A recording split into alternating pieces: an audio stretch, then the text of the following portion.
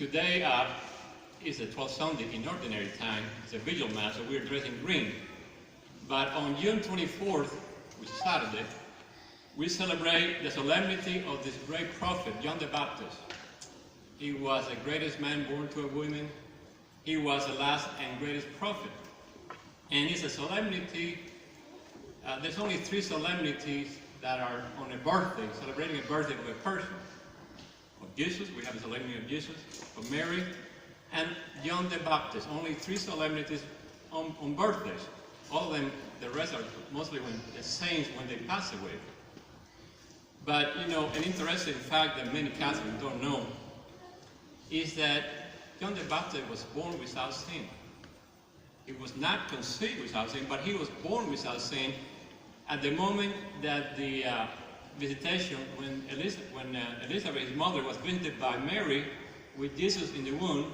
When he lived in the womb, that was the Holy Spirit who made him clean. Original sin gone. And he was born without sin. Only 3 people were born without sin. Him, Mary, and Jesus. So he is the greatest of all prophets, the greatest man, the greatest. And I talked about him because he has to do with our reading today. Because he prophesied without fear the coming of the Messiah. The coming of the Messiah. I'll give you a little secret about how I prepare my homilies. When I prepare my homilies, I try to focus on one message only. One message, because if I give you multiple messages, I think I create this spaghetti mess that no one can follow. And normally, I prepare the homilies on a message that you find in the first reading, linked to the gospel reading.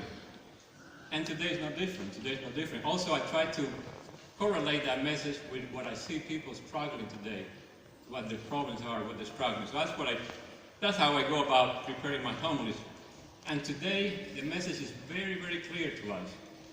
Do not fear. Do not fear. Speak the truth with love, the truth of Jesus Christ, the good news to everyone. That is our mission. That's our mission in life. We all have the same mission. It's not just the apostles, it's not just Father, it's not me, or the other deacons. It's everyone's mission to preach the good news. And we must do it with trust in God and without fear. You know, last week, we got, as fathers, we all got a little gift for Father's Day from the church. And they were all different. We all got one of these. Guess what I got? It is the Lord who goes before you. He will be with you. He will not leave you or forsake you. Do not fear or be dismayed. Deuteronomy 31:8. Not coincidence, no coincidence. So we're talking about fear. So I have a little story about fear that I want to tell you. There was this young man, his name is Paul, not Paul Neal, it's a younger version of Paul. He had a phobia, he had a fear that there was a ghost underneath his bed and he couldn't sleep at night.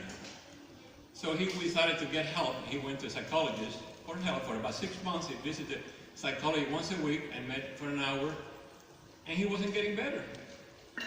So he quit. He said, "It's not going anywhere," so he quit. 3 months later, after he quit, the psychologist and him met at the supermarket, and the psychologist noticed that he was looking better. He was looking refreshed, like he'd been sleeping better. And he said, "Paul, you look so much better. What happened? Are you cured? Did you get help?" He said, "Yeah, I am cured." He said, "What happened? How did you do it?" He said, "I went to another doctor. And one session, that's all, 3-minute session, that's all it took." He said, "What did you do?" He told me to cut the legs from under my bed. And my brothers and sisters, that is the message today. That is the message we have in our readings, to cut the legs from under our bed and to preach boldly the truth with love, trusting in our Lord Jesus Christ. In our first reading from the great prophet Jeremiah, he's one of the greatest prophets. He wrote a lot. That's why they call him a great prophet. He wrote the book of Kings, the book of Lamentations, and the book of Jeremiah. And the funny thing is, he didn't want to be a prophet. He told God when he called him to be a prophet, he said, "No, I'm a single, I don't have any brothers and sisters, and I don't know how to speak. kind of like me a little bit, and although I have a sister. And he said, I'm not ready for this prophet business. But God made him into a prophet. And he went and he prophesied a news that was not very welcome. The destruction of the temple from the Babylonians. This is the years in the 600 before Christ. And even his friends abandoned him, and he was being persecuted for speaking the truth. For speaking the truth. And but he changed lamentation into praising, and he never feared because he trusted in God. Same message in our gospel reading today from Matthew. We see that Jesus is preparing the 12 apostles to go on a mission. Same mission that we all have. To preach the good news. And what did he tell them? He says, do not fear. Do not fear. Only fear that who can kill the soul and the body in Gehenna. Only fear that. That's the only fear we should have. We should have a fear going to hell. That's the only fear we should have. But not fear anyone, anything that happens on this earth. He says, aren't you worth more than multiple sparrows? Aren't all your hairs counted on your head? It's easy on my head, but it's not so hard. It's a lot harder for some of you guys. Counting, God knows how many hairs we have in our head. That's how much He loves each of us, and how much we must trust Him. Today, I see a lot of people with this fear that they don't want to talk about God. I heard that 48% of millennials, young adults, don't want to share their faith. They feel that that's like imposing on people. But we Catholics, Christians, we don't impose, we propose. We propose our faith with love. That's what we do. So, but I think many of them are afraid because their friends, the culture, is not willing to hear this message today. And it's not popular. It's not popular, excuse me. It's not popular to talk about God today. But we must not live in fear. Trust in God. Not only are people saying living in fear of speaking the truth, the good news of Jesus to others. By the way, in my opinion, if we don't speak the truth to others, that means we don't care about them. If we're convinced of this good news of Christ, we're convinced that Jesus is the way to heaven, the way to salvation, then we must spread this to everyone, without fear. If we don't, either we don't believe it, we don't believe in this good news, or we don't care about other people. It's one of the two choices. But, not only people are living in fear of this, so many people live in fear of the weather, tornadoes, earthquakes, the air that we breathe, the food that we eat, the political news, the news about our church, on and on. And they spend their time dwelling on this fear, on this worrying about this stuff. Spend too much time. I see too many people spending way too much time on this stuff. And that's not what we're here for. Not to dwell. For 2,000 years, there has been problems. The world's never been perfect. Today is not perfect. But we must live with the trust that Jesus Christ died for us. He created this church that's giving us a sacrament.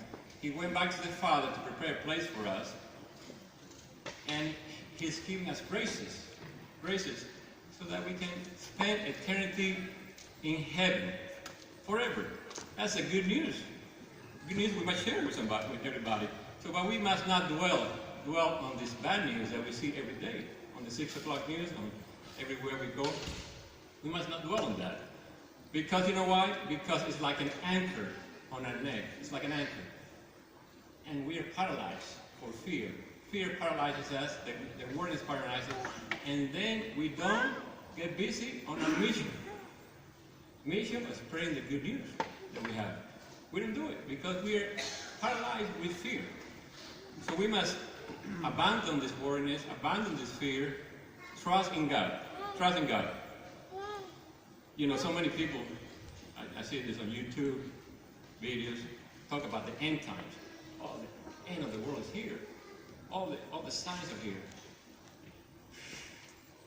Jesus says only the Father knows. Only the Father knows. How do these people know? I don't know. You know, at the very beginning of the church, for 50 years, they didn't write any books of the New Testament. Because why? Because they thought the end of the world was coming.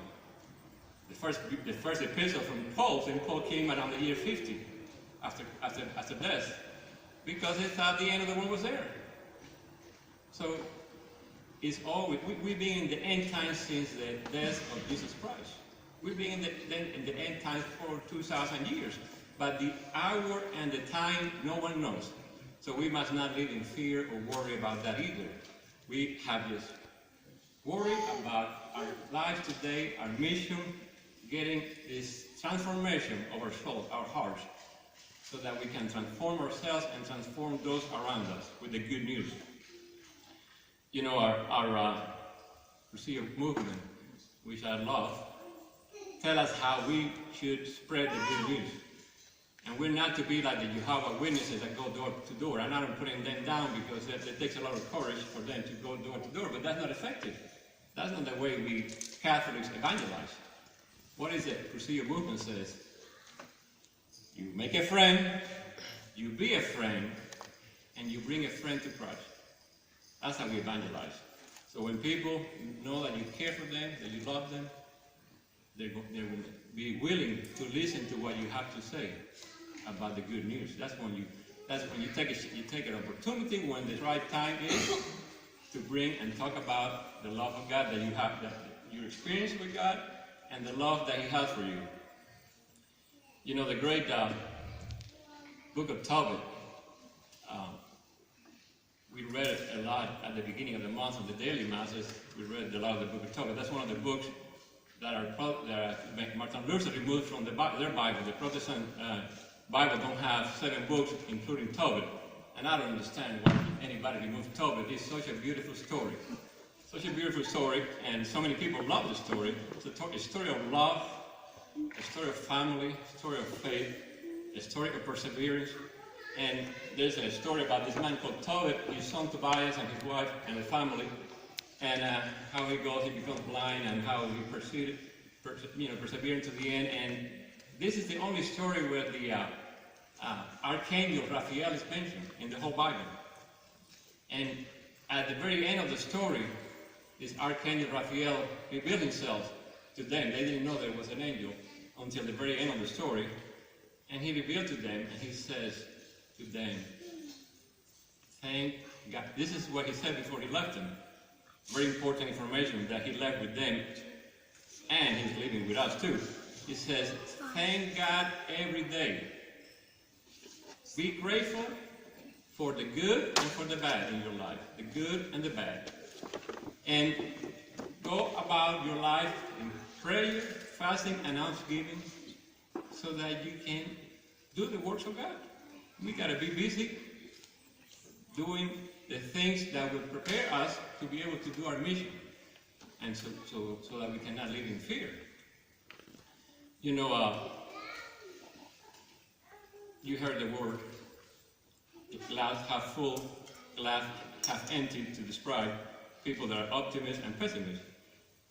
I always tell you, we Catholics cannot be in the extremes.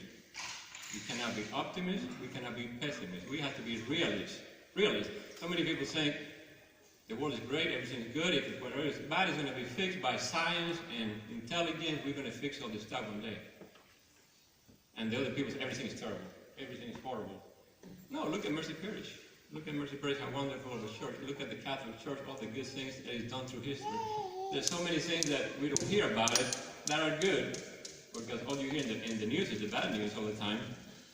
But we Catholics cannot be, I think we have to be in the middle. I would say we need to be in the middle. And the middle here is being realist. What's being realist is to know that God created us in His image, He loves us, He died for us, He went into heaven to prepare a place for us, and He's giving all the means for us to make it. And He loves us so much. He loves us so much. So that's what's being real is, and that should make us happy, that should bring us joy, that should bring us hope and trust. I'm going to read you here what Bishop Barron says about fear. I got this, I found this a week ago when my homily was already prepared, but I thought I got to add this. So this is what Bishop Barron said about fear. He said, when we surrender to the path of love that he had laid out for us, our lives become infinitely lighter, easier and more joyful, for we are moving with a divine purpose. We will have moved out of what Paul calls the way of the flesh into the way of the Spirit. Flesh refers here not to the body as so much to sin.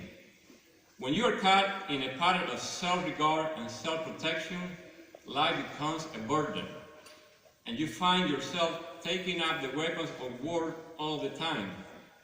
But when you recognize Jesus as Lord, you can let go of all of that.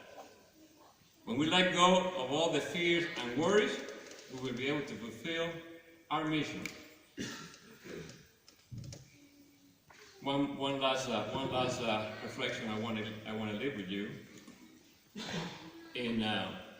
I want to give you this passage from the Bible to reflect on this coming week from 1 John 4:18. He says, "There is no fear in love, but perfect love casts out fear." May God bless you. Don't forget that I love you.